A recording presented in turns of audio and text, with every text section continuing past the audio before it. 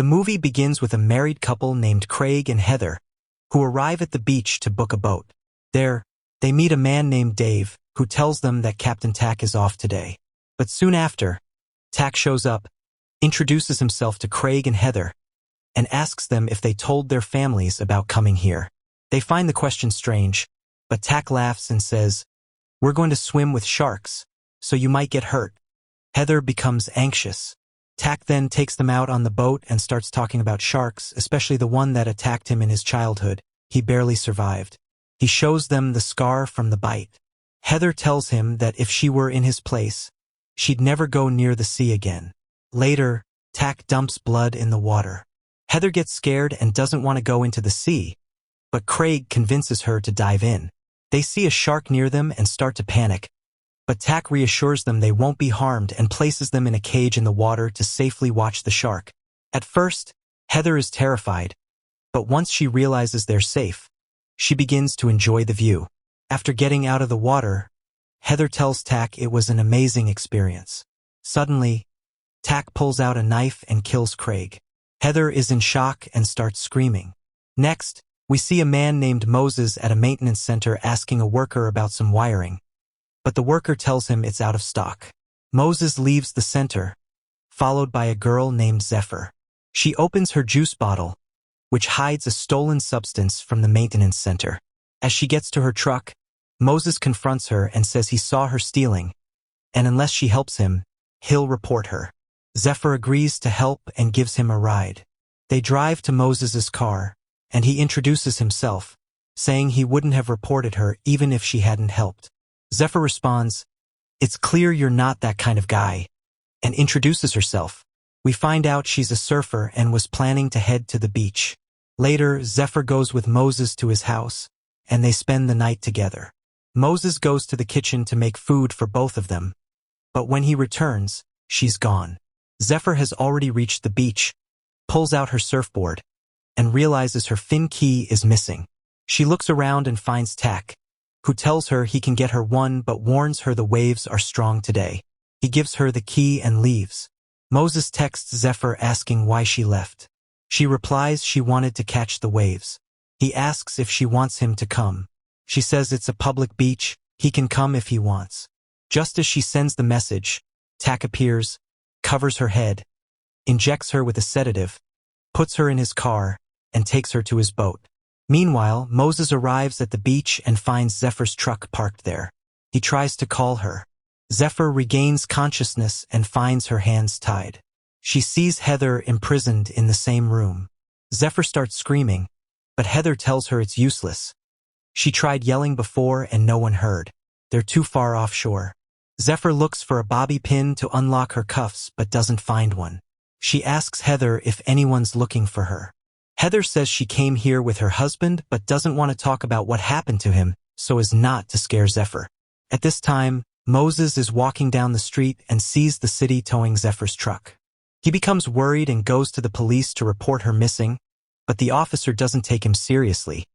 Moses doesn't know her full name and only met her yesterday.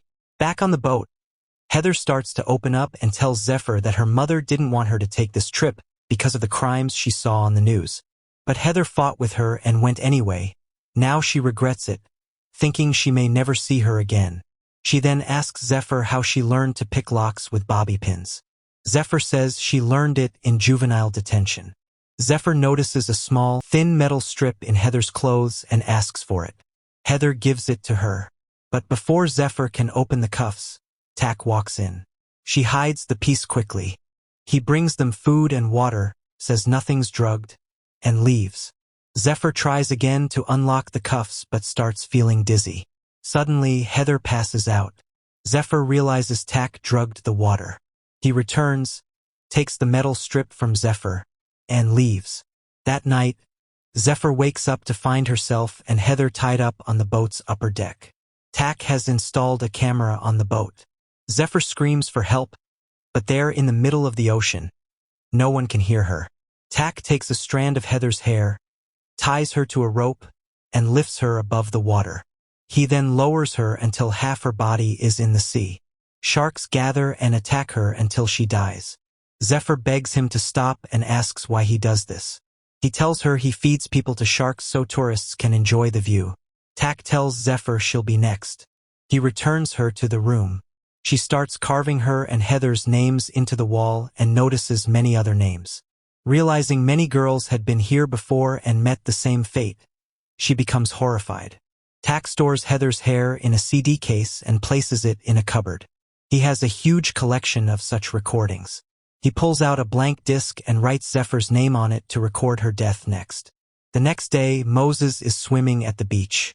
Tak enters Zephyr's room with food and tells her the water is clean, no drugs. He says she needs to eat and drink to stay strong for what's coming. Zephyr kicks the water away and tells him, "You think you're strong, but you're just a coward who never got love from his mother. That's why you kill women." Tak gets angry and leaves.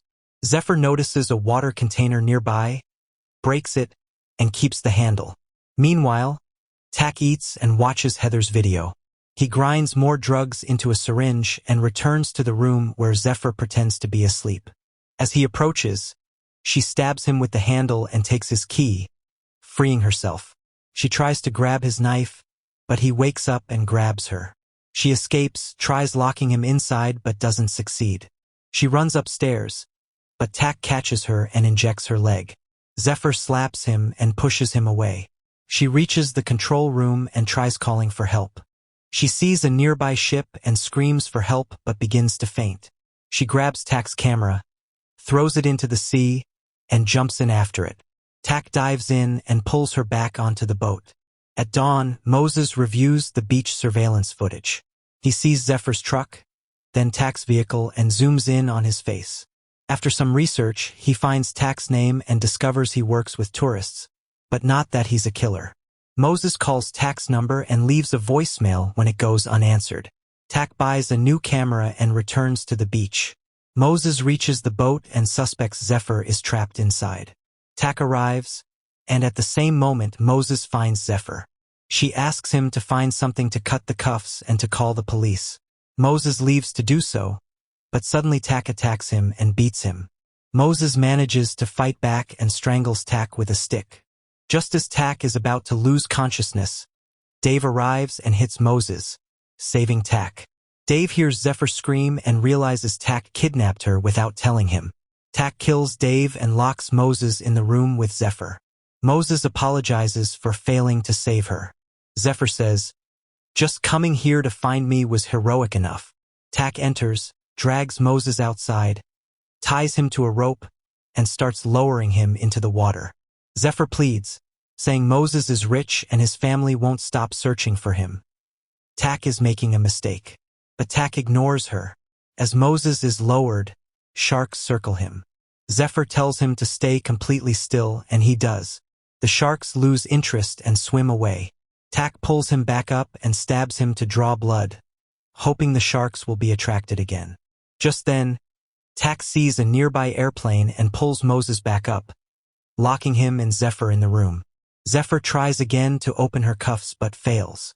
She decides to dislocate her finger to escape and presses hard until she pops it.